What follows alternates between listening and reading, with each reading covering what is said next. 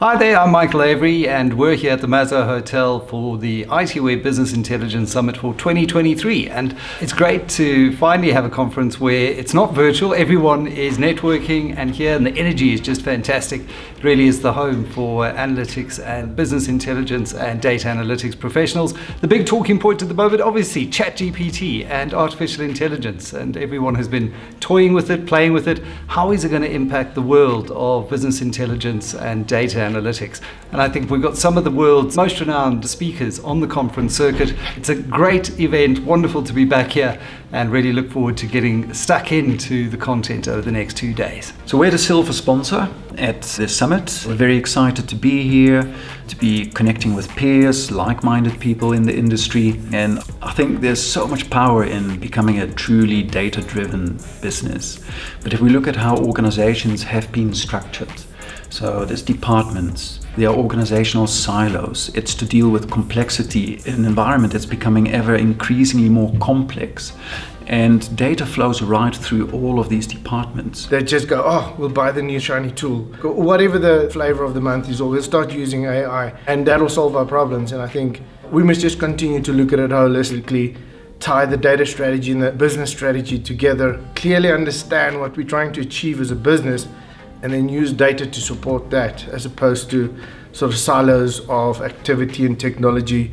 It's becoming easier and so becoming more practical for business users. So we must continue to use the technology that's available to us, keep abreast of that. The ITWeb BI Summit's probably got the biggest legacy of BI Summits in the country. It's a lot of history there. Yeah, I'm a big fan.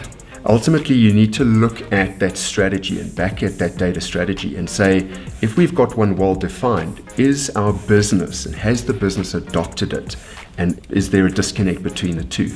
How do we then analyze that information to make really concrete business decisions so that those insights really feed down to the user population as well as the C-level executives? Where do we get it from and how do we get it?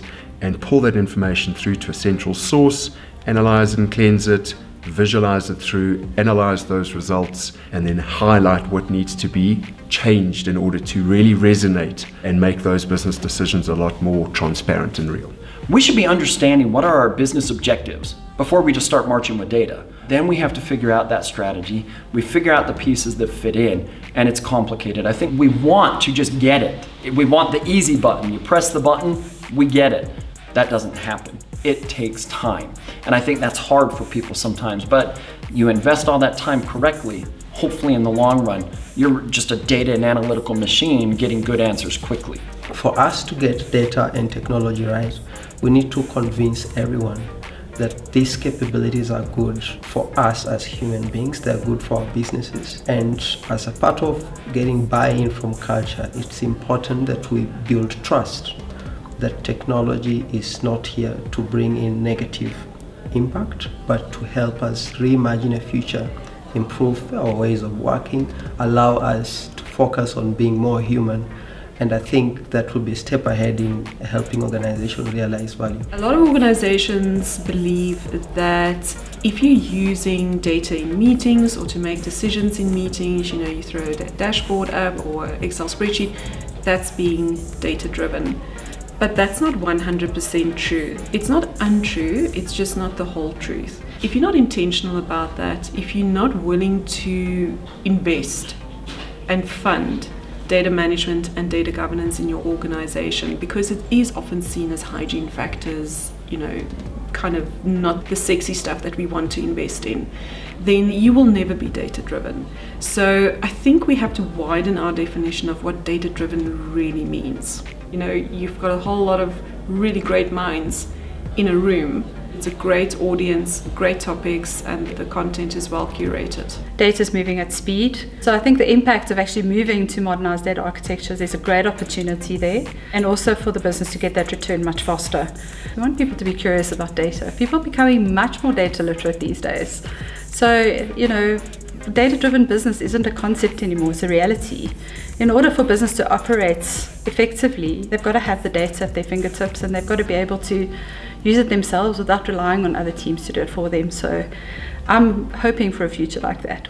I think the biggest stumbling block all companies experience is people. Your people in business isn't focused on becoming data-driven. They actually focused on doing their day-to-day. So we haven't got enough resources in business or in a company that's driving the data-driven agenda throughout the company. And I think that's where we fall short.